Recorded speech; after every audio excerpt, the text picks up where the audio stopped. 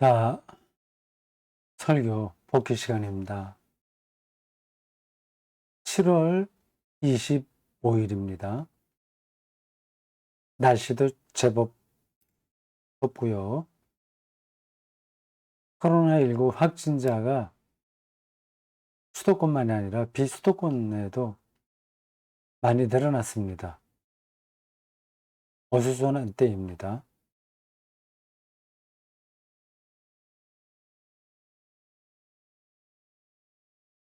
자, 가난한 자의 피난처라는 약간 호감이 가지 않는 제목의 설교입니다. 그냥 은혜롭다 생각하면 얼마든지 또 은혜롭게 생각할 수 있긴 있어요. 음, 부자만이 아니라 가난한 자에게도 하나님이 피난처가 되어 주시니까 가난에 대한 염려를 너무 많이 하지 말고 열심히 살자. 그런 정도로 생각할 수 있습니다. 그게 맞는 이야기죠. 제 설교도 기본적으로는 그러한 생각을 바탕에 깔고 있습니다. 근데 그런 생각을 하면서 살기가 간단하지가 않습니다. 이 가난해지지 말아야 되겠다는 그 욕망이 아니면 의지가 우리에게 분출하는 겁니다. 생각은 걱정하지 않을 거야. 가난해도 괜찮지. 할 수 있으나 그게 실제로 그런 태도로 살기는 쉽지가 않습니다. 그래서 설교가 필요한 거겠죠. 설교를 듣는 일반 신자들도 알 거는 다 압니다. 목사들보다 더 삶에 대해서 깊이 있게 압니다. 성경의 세계에 대해서도 일반 신자들이 알 만큼은 다 압니다. 좀 성실하게 신앙생활 한 사람은 그렇습니다.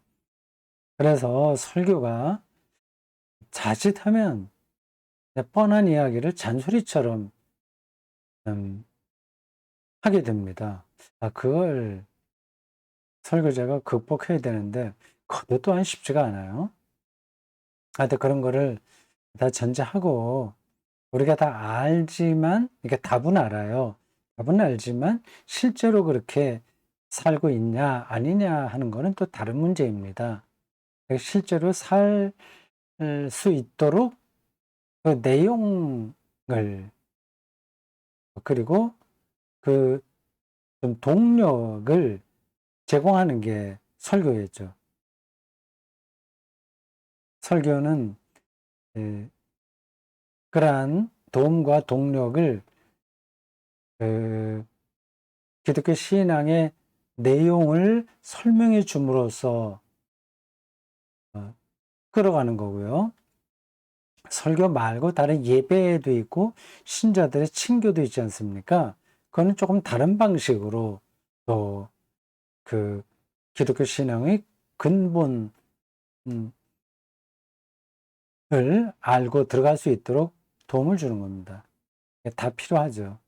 설교도 필요하고 예배, 교인들의 친교, 또 선교 활동 뭐 등등 여러 가지가 다 그렇습니다.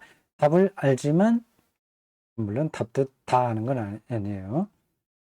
음, 근데 어쨌든 일반적으로는 아는데 그게 실제로 우리의 삶의 능력으로 작용하지 않기에 혼자서 신앙생활 하면 이게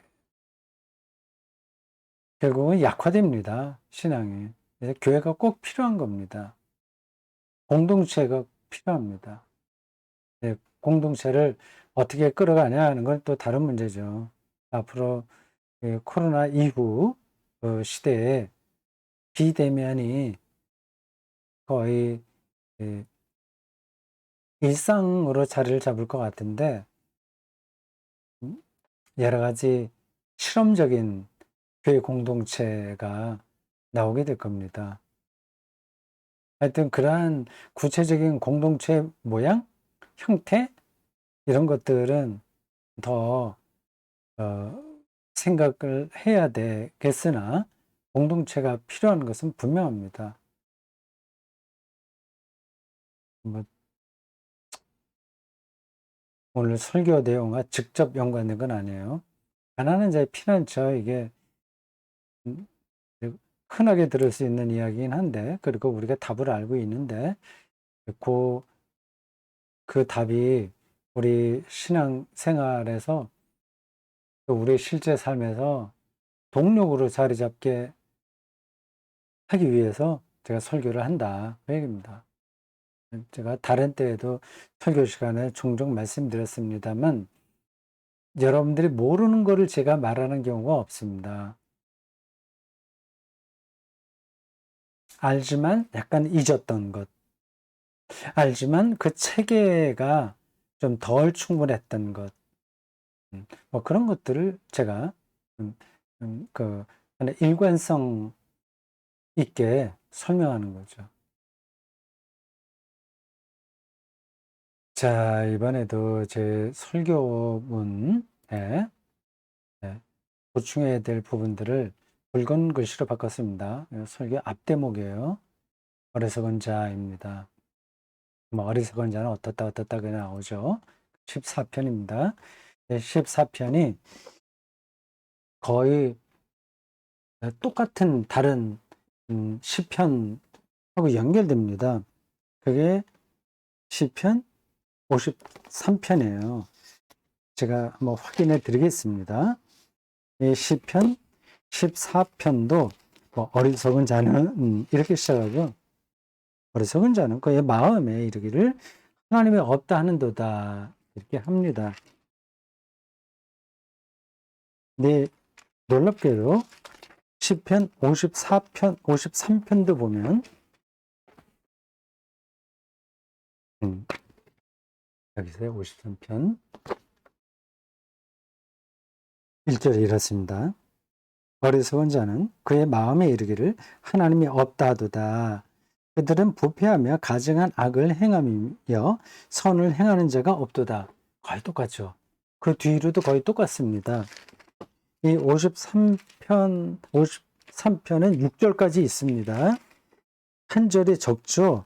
그러니까 거의 대부분이 똑같다고 보면 됩니다. 이상하죠? 똑같은 내용이 왜 이렇게 14편에도 있고 53편에도 있을까 하고 말입니다. 이 내용이 서로 다른 지역에서 전승되어 왔다는 뜻입니다. 그래도 이 시편을 맨 나중에 편집한 사람이 하나를 빼면 깔끔하게 정리가 되는데 그렇게 하지 않았습니다. 그렇게 하지 않은 이유를 우리는 뭐 다는 모릅니다. 어쨌든 이 어리석은 자는으로 시작하는 이 시편이 14편과 53편에 똑같이 나온다는 말은 이 내용이 고대 유대인들에게 잘 알려졌다. 그뿐만 아니라 아주 중요하게 받아들여졌다고 하는 겁니다. 그렇지 않았다면 하나를 뺐겠죠. 이걸 똑같은지 모르고 한 절만 달라요. 덜 들어갔습니다. 53편이. 이걸 모르고 이 시편을 편집한 분이 이렇게 넣은 건 아닙니다. 당연히 알죠. 알아도 같이 넣어야 된다는 생각을 했겠죠. 그 속사정은 우리가 다 모릅니다. 그 편집이라는 말을 여러분들이 이제는 뭐 편하게 잘 들으실 수 있겠죠? 이게 다 고대 유대인 문헌을 모은 겁니다. 수집물이에요. 네, 우리나라에도 가끔 구전 문학, 뭐 구전 동화나 민요 이런 것들이 다 구전되어 있지 않습니까? 아리랑 같은 것들이요. 그거를 전문가들이 수집합니다. 뭐 밀양아리랑, 뭐 정선아리랑, 뭐 등등 많죠. 많은 것들을요. 아리랑만이 아니라 다른 구전이 많이 있는데 그거를 모아서 편집해내는 것처럼 이 시편도 유대인들의 그 구전치입니다.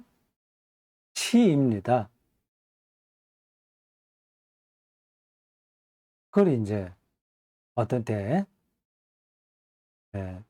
편집했고 그게 또 문서로 작성이 돼서 내려오다가 어느 때에 구약 성경으로 채택이 된 거죠.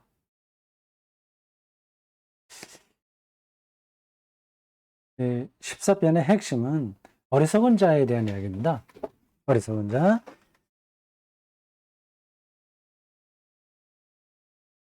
핵심은 이겁니다. 어리석은 자는 음,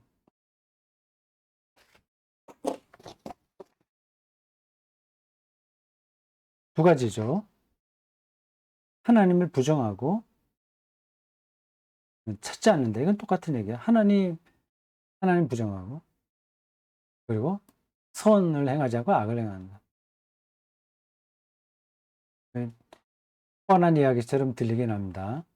설교 시간에 말씀드린 건데 기억하시겠죠? 하나님을 부정한다는 말은 하나님을 믿지 않는다는 말이 아니라 유대인들인데 어떻게 하나님을 믿지 않겠어요? 욥기 기억나세요? 그 욥을 비판했던 친구들 믿음이 좋은 사람들이었습니다. 여러 곳에서 모였는데 그들은 다 존경받는 사람들이에요. 스승들입니다. 근데 그들은 결국은 하나님의 뜻을 알지 못한 거죠. 아니, 뭐 요한도 사실은 하나님에게 책망을 받죠. 그러나 미안합니다. 욥이요. 욥도 책망을 받죠. 근데 그 친구들도 은 욥보다 더 수준이 낮은 거예요. 근데 보세요. 그들의 입에서 나온 말들은 교언영색입니다. 대단히 신앙적인 언어예요. 그 말만 보면 들으면 대단히 신앙이 깊은 줄로 압니다. 그래서 요즘에도 심지어 어떤 교회 지도자나 일반 평신도 지도자들, 목사들을 포함하여 그 욥기에 나오는 그 경구들을 오해할 때가 있습니다. 그 많아요, 그런 경우가. 그 제 기억에 여러 개가 있는데 지금 좀 뒤섞여 있어갖고 어, 확인을 지금 안 한 상태에서 말씀드리기가 어렵긴 하네요. 아, 그대로 그게 좀, 어, 그 워딩을 제가 말씀드릴 수 있어야 되는데 그렇지 못하네요. 그 처음은 미약하나 나중에 창대하리라 이런 표현들이지 않습니까? 그런 것도 욥의 이야기 아니라 욥의 친구들의 이야기예요. 그건 겉으로 보면 굉장히 신앙적인 얘기죠. 근데 욥을 비판하기 위해서 한 이야기니까 그거는 불신앙적인 겁니다. 그 모든 성경 문자 언어라고 하는 건 그 맥락 안에서 이해를 해야 되거든요. 그것만 딱 꺼내서 뭐 은혜롭다 생각하면 그러면 사탄이 한 이야기도 다 은혜로운 겁니다. 어리석은 사람은 하나님을 부정한다고 할 때 하나님을 믿지 않은 게 아니라 하나님을 현실로 경험하지 못한다는 겁니다. 입으로 하나님을 부정하는 게 아니에요. 물론 그런 사람도 있겠으나 여기서 말하는 핵심은 하나님을 자기 삶의 현실성으로, 리얼리티로 경험하지 못하는 겁니다. 그냥 뭐 돈만 있으면 다 되는데 뭐 굳이 하나님까지 말할 게 있겠어요? 하나님을 말한다고 하더라도 그는 그냥 아 뭐라 그래요? 아, 옛날 구멍가게에서 어떤 물건들을 갖다 놓는데 필요 없는 거 하더라도 구색을 맞추기 위해서 갖다 놓는 거 있지 않습니까? 그와 비슷한 거죠. 하나님이라고 하는 이름을 그냥 자기가 살아가는데 어디 장식품으로 달아놓는 겁니다. 실제 자기의 삶을 끌어가는 동력은 안 되는 거죠. 오늘 현대 기독교인들도 이런 위험성은 아주 많습니다. 그래서 신앙으로 산다는 게 쉽지가 않네요. 저도 평생 목사로 살았는데 아직까지도 멀었습니다. 앞으로 한 100년쯤 더 이 기독교 전통 안에서 거기에 구도 정진하면서 살면 조금 더 질려는지요. 좀더 뭐 모르는 게 너무 많고, 그리고 실천하지 못하는 것도 많고, 어린애죠. 따지고 보면. 하나님을 자기의 삶의 리얼리티로 경험한다는 거는 저는 완전히 메타노이아, 회심하지 않으면 안 됩니다. 지금도 뭐 기독교인들이 자본주의 체제 안에서 뭐 돈을 더 의지하죠. 하나님보다. 그 얘기를 조금 더 넘어와서 했습니다. 현대인들도 하나님이 개입할 여지가 세상에 없다고 생각한다고 했어요. 현대로 올수록 점점 더 그렇습니다. 아는 것도 많아요. 아는 게 정말 많습니다. 알아봤자 별거 아닌데 많이 안다고 생각하는 겁니다. 그리고 자기가 이 사회에서 요구하는 어떤 시험을 통과하면 그럼 기특한 거예요, 자기가. 그래서 설교 시간에도 얘기했고 다른 때도 여러 번 말씀드린 겁니다. 안다는 것은 자기가 모르는 것이 많다는 것을 확인하는 것뿐이에요. 등반을 생각해 보세요. 한 1000m 정도 고지 올라가면 이제 등반한다는 게 뭔지를 좀 알 것 같죠? 밑에 있을 땐 그렇습니다. 근데 올라가 보면 또 모르는 게 많아요. 2000m, 3000m 올라갈수록 점점 더 그 산행을 아는 사람들은 더 겸손해집니다. 내가 4000m 고봉을 몇 군데 올라갔어. 그러니 뭐 자신감 갖는 사람은 진정한 산악인이 아니죠. 아는 것도 많아요. 이걸 우리가 계속 시험을 치고 자격증 주고 뭐 그러다 보니까 몸에 습관이 젖었습니다.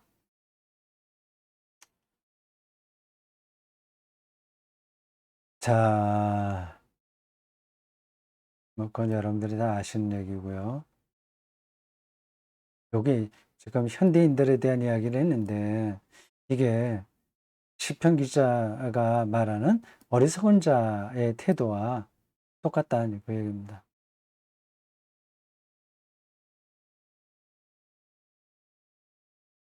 시편 기자가 그들을 가리켜서 부패했다, 가증하다 이렇게 얘기한 거는 너무 지나치게 보이긴 하는데 모든 사람들이 다 그렇게 했다고 매도하는 게 아니라 시대정신 얘기하는 겁니다. 설교 시간에 시대정신 얘기했죠. 짜이트가이스트라고 독일어로 얘기하는데 영어로 뭐라고 합니까? 짜이트 하면은 영어로 타임인데 가이스트 하면은 영어로 스피릿이라고 해야 되거든요. 타임 스피릿 이게 시대정신일까요? 그렇지 않은 것 같은데 영어로 뭐라고 얘기하는지는 잘 모르겠습니다. 타임 스피릿 이런 좀 어색하죠.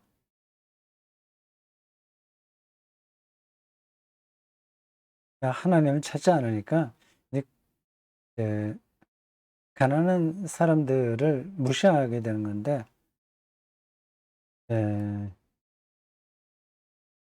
오늘 우리들이 얼마나 가난한 사람들을 무시합니까?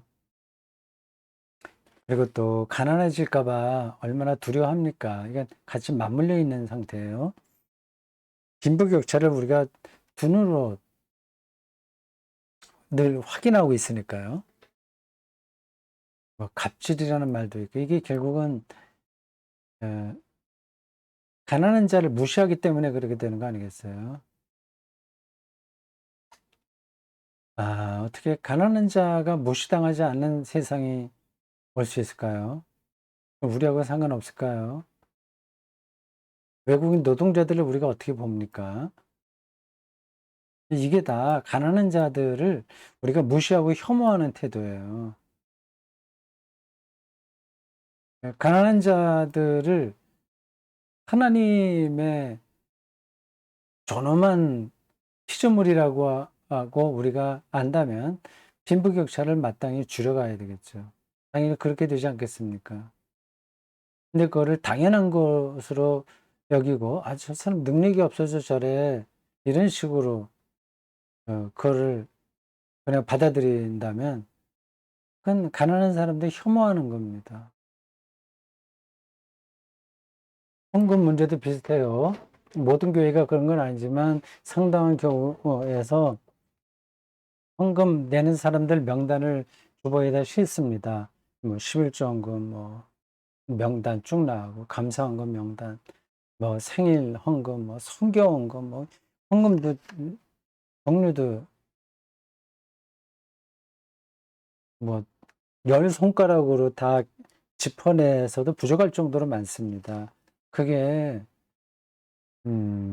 헌금을 많이 걷어들이기 위한 일종의 기술 아닐까요? 물론 거기에 진정성이 없다고 제가 말씀드리는 건 아닙니다. 그것도 어느 정도여야지, 아, 그건 너무 그 헌금의 의미가 어, 땅에 떨어질 정도의 종류가 많습니다. 심지어는 뭐 1,000번째 헌금도 있다고 하잖아요. 그것도 좋게 보기 시작하면 그거 없죠. 말도 안 되는 건데 솔로몬이 1,000번째를 드렸다고 하는 건데 그 성서 주석의 차원에서 본다면 1,000마리 소를 바쳤다고 하는 거거든요. 그 대단한 그 물적인 토대가 있던 왕이니까 그게 가능한 거죠. 근데 1,000번 제사를 드렸다고 하는 뜻이 아닙니다. 1,000번째 헌금은 저희가 뭐 새벽 기도부터 시작해서 하여튼 교회에 참석할 때마다 뭐 번호를 매겨서 1,000번까지 간다는 거 아니겠어요? 그래서 한 번에 10,000원씩만 한다고 하더라도 그게 어떻게 돼요? 1,000,000원 되죠. 예, 그 솔깃해서 헌금 드리게 되는 겁니다. 근데 그렇게 헌금을 하게 되는 그 동기가 1,000번째 예를 드는 거예요. 뭐 다른 종류들 많이 있는데 결국 솔로몬처럼 지혜 있고 뭐 부자가 되겠다는 그런 생각 아니겠습니까? 하여튼 이런 것들이 다 가난한 자를 혐오하고 무시하는 태도라고 할 수 있어요. 가난한 사람들은 헌금 드리지 못하잖아요. 근데 헌금 드린 사람은 주보에 이름 다 나오고 드리지 못한 사람은 안 나오고 심지어는 뭐 어느 교회당은 헌금 교회당 짓고 거기다가 어떤 입구에 들어가서 어느 벽에다가 뭐 1억 원 이상 드린 사람 명단, 뭐 5천만 원 명단, 뭐 그런 것까지 새겨 넣었다고 하네요.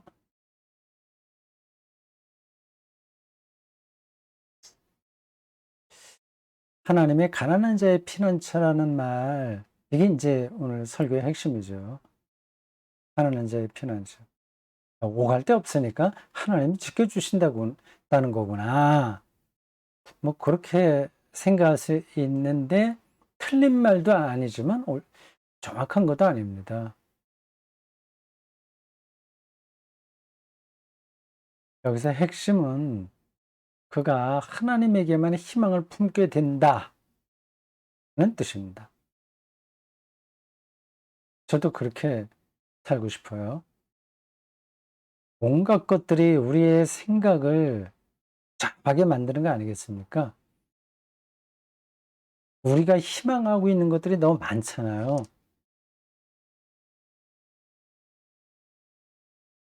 근데 이름도 내야 되고 존경받아야 되고 또 뭐 자식들에게 뭐 어떻게 또 효도도 받아야 되고 희망사항이 너무 많아요. 어떻게 그런 거 없이 세상을 살 수 있겠습니까만 또 그런 것들을 무조건 나쁘다고 할 수도 없고요. 교회를 개척한 목사가 이 교회를 어떻게 해서라도 자립시켜야지. 그래서 하나님의 선교를 많이 해야지. 복음을 널리 전해야지. 그래서 거기에 희생적으로 열심히 하는 것, 그걸 뭐 누가 나쁘다고 할 수 있겠습니까? 근데 그게 우리의 희망은 아닌 거죠. 근데 하나님에게만 희망을 품는다. 저는 곧 생명의 창조주에게만 희망을 품는다는 말입니다. 하나님의 창조와 하나님의 창조 완성, 하나님의 구원에만 희망을 품는다는 겁니다. 이걸 더 노골적으로 표현하면 아, 안식, 안식 가운데서 죽는다 이제 그렇다고 말할 수 있습니다. 죽음을 불안하거나 자포자기가 아니라 안식 가운데서 받아들이는 것을 가리키죠. 그게 이제 우리의 온전한 희망입니다. 다른 것들은 아무리 다 우리가 이룬다고 하더라도 지나가 버리니까 그 무의미하다는 게 아니라 결국 다 지나가 버리는 거니까 그게 우리의 희망이 될 수는 없어요. 뭐 좋은 대통령 뽑고 뭐 경제가 더 좋아지고 하는 것들 뭐 그게 있으면 좋긴 하지만 그렇다고 해서 우리가 그렇게 행복해지는 건 아니에요. 조금 마음이 즐거울 수 있긴 있으나 자기가 원하는 사람이 대통령이 되면 기분 좋긴 하죠. 근데 돼 보세요. 그렇다고 해서 모든 문제가 해결되나? 또 그 자기가 생각했던 대통령이 어려움을 당하면 걱정하고 뭐 이러면 말할 수 없습니다. 이게 이 세상이라고 하는 게 하나님에게만 희망을 품는다고 하는 것은 세상의 모든 의미, 가치 있는 것들을 다 부정한다는 게 아니라 생명의 근원으로 들어간다는 뜻입니다. 거기에만 자기의 모든 영적인 관심을 둔다는 거죠. 만약에 그렇게 된다면 늙는다고 하는 것도 자기가 얼마든지 받아들일 수 있는 거예요. 그리고 죽음이 가까운다고 하는 걸 알아도 그래도 흔들리지 않습니다.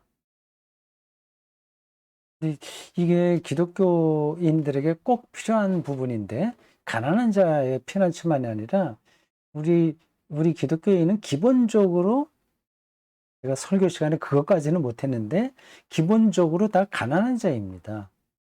이게 무슨 뜻인지 알겠죠? 겉으로 부자라고 하더라도 그의 영혼은 가난해야 됩니다. 거기 부에 자기가 종속되지 않으니까 그건 없는 거나 마찬가지인 거예요. 그러면 가난한 자죠. 이미 자기는 죽었다고 생각하는 사람인데 뭐 죽음보다 더 가난한 상태가 어디 있겠습니까? 네, 우리 모든 기독교인들은 기본적으로 가난한 자인데, 그래서 어디에도 희망을 두지 않고 하나님에게만 희망을 두고 살게 된다는 뜻입니다. 그 우리 모든 기독교인들의 유일한 삶의 목표라고 할 수 있죠. 그래서 뭐 더 설명할 게 있을까요? 네, 하나님의 뭐 재창조 이런 것도 얘기했고요. 그리고 새하늘과 새 땅, 뭐 등등등등. 거기서는 현재 세상 질서가 지배하지 못하는 세상. 세상 질서는 가난한 자가 무시당하고 부자가 인정받는 건데 그러한 방식이 아닌 세상인 겁니다. 그것을 하나님이 직접 통치하는 세상이라고 제가 표현했습니다.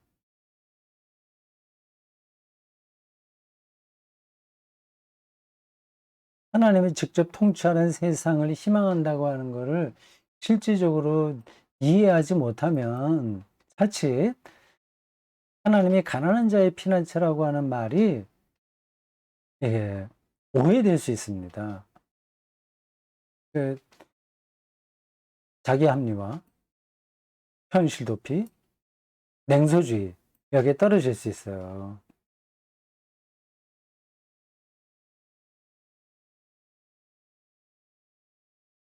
탈역사주의라고도 얘기할 수 있겠네요.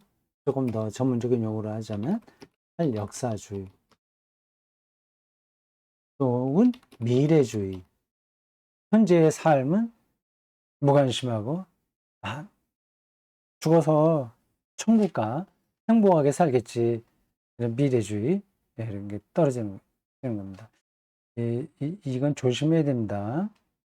우리가 세상에서 세상 사람들과 비슷하게 영악한 방식으로 어디 멋지게 이렇게 살아야 된다는 그런 생각에 떨어지는 것도 문제인데 완전히 반대로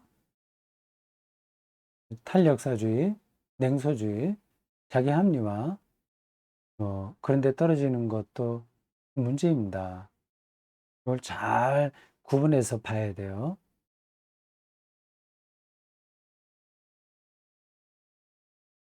자, 거의 다 설명을 했죠.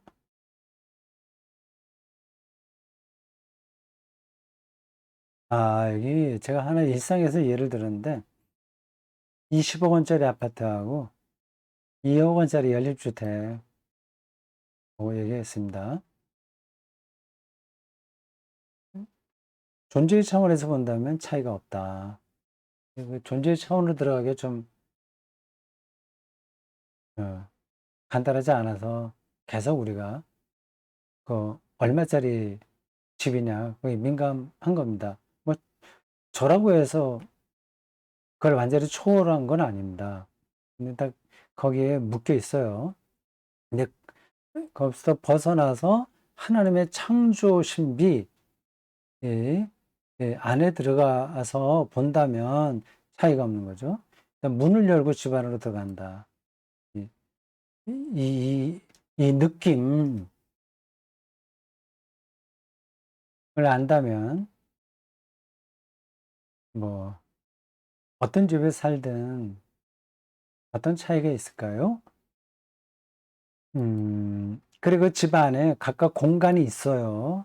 공간 안에 여러 사물들이 또 있습니다. 다 그게 존재하는 것들이에요. 책상도 있고 컴퓨터도 있고 뭐 TV도 있고 뭐 등등 많이 있잖아요. 자전거도 있고 뭐 등등 있습니다. 그 신비로운 거죠. 그걸 느끼는 사람에게는 말이죠. 저게 값이 얼마야? 이런 쪽으로 가게 되면은 그 사물 자체의 존재 능력을 놓치게 됩니다. 제가 이 부분을 이야기하면서 화장실 이야기도 했어요. 저희 집 화장실에 자랑할 거리가 있다고 말씀드렸습니다. 영천 시골입니다. 부가면 원당이라는 곳에 삽니다. 원래는 원당리였었는데 부가면 원당리 뚝 떨어져 정말 시골입니다. 우리 마을이 마지막 마을이에요. 그래서 더 들어가면 사람이 안 삽니다. 그래서 이렇게 왔다 갔다 하는 사람들이 없어요. 그 마을 한 20여 가구만 이렇게 살고 길도 없어요. 마지막 마을입니다. 서울 강남에 있는 그런 아파트에 비해서는 뭐 가격이 비교가 안 되죠. 재산세 내라고 와서 8월 2일까지 내라고 해서 냈는데 재산세가 뭐 10 몇만 원인가 그 정도밖에 나오지 않았습니다. 그러면 싼 거죠, 집값이. 근데 화장실 하나 제가 자랑할 거 있다고 말씀드렸습니다. 이런 화장실은 아파트에서는 아무리 좋은 아파트라고 하더라도 없는 거죠. 별거 아니긴 합니다. 그 화장실에 아주 큰 통창, 큰 창이 하나 있습니다. 좀 크죠? 그래서 밝아요. 낮에는 불을 켜지 않아도 될 정도입니다. 그 큰 통창을 향해서 이 닦을 때나 또 좌변기에 앉아 있을 땐 바로 옆에 있어요. 잘 보입니다. 그 바깥이 크게 보입니다. 전봇대, 또 전깃줄, 그리고 대나무, 아니면 뭐 이것저것 구름 이런 거 다 보입니다. 이렇게 또 열 수도 있기 때문에 환기도 잘 되고요. 그 하는 데가 자랑할 만합니다. 자기 주택을 짓고 들어가려고 하는 분이 있을 때 제가 꼭 그런 이야기를 합니다. 화장실에 큰 통창을 한번 내보시라. 별거 아닙니다. 자, 우리가 어디서 살든지 2억 원짜리 우리 집에 얼마나 나갈까 모르겠습니다. 한 2억 원은 더 나갈까요? 3억 원쯤 될까요? 그렇게 살아도 그 안에서 공간, 하나님이 창조한 세계, 또 가족들이 같이 쌓아가는 역사, 뭐 커피 냄새, 그리고 아침에 끓이는 그 내리는 뭐 그런 작업들, 당, 그런 두루두루 존재 차원이라고 하는 거예요, 그게. 그걸 알게 되면 아, 세상이 다르게 보이겠죠?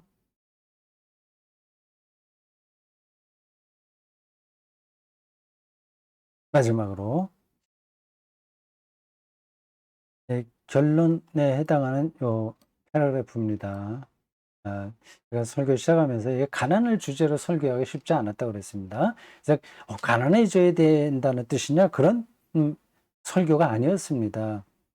가난을 미워하지 않아요. 오늘 시편 이야기는 가난한 자와 그의 삶을 무시하고 혐오하는 시대 정신에 대한 비판, 시대 정신 그 안에 우리가 들어가 살거든요. 그걸 벗어나야 되는데 개인이 벗어나기가 너무 힘듭니다.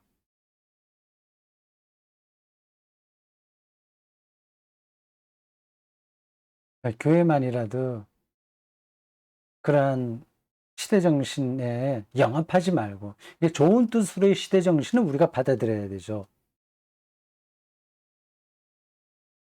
그러니까 진화 뭐 이런 것들이 새로 발견됐다. 그러면 그거는 이제 시대 정신이니까 받아들여야 되는 겁니다. 그게 아니라 물질 만능주의, 성장주의, 그리고 그런 가난한 자에 대한 무시, 혐오, 장애인에 대한 등등등등 뭐 그런 자본주의란 시대 정신은 교회가 단단하게 연대해서 저항해야 됩니다. 개인이 하기에는 너무 힘들어요. 뭐 교회가 못하더라도 개인이나마 해야 되지 않겠습니까? 그 하나님의 가난한 자의 피난처라고 하는 사실을 믿는 사람은 최소한 일용할 양식만 있으면 요거를 제가 설교 시간에는 더 보충해서 설명하지 않았습니다. 근데 이게 필요하긴 한데 일용할 양식, 최소한 일용할 양식만 있으면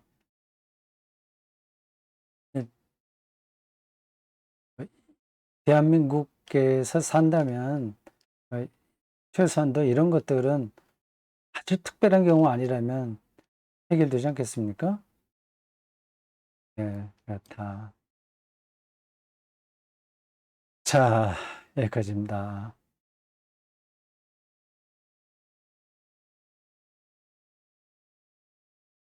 더운 날씨, 그리고 여전히 심각해지는 코로나 이 사태, 이 안에서도 우리 기독교인들 삶의 근본, 본질, 이것을 붙들고 살아갑시다. 이게 유일한 길이에요. 자, 수고했습니다.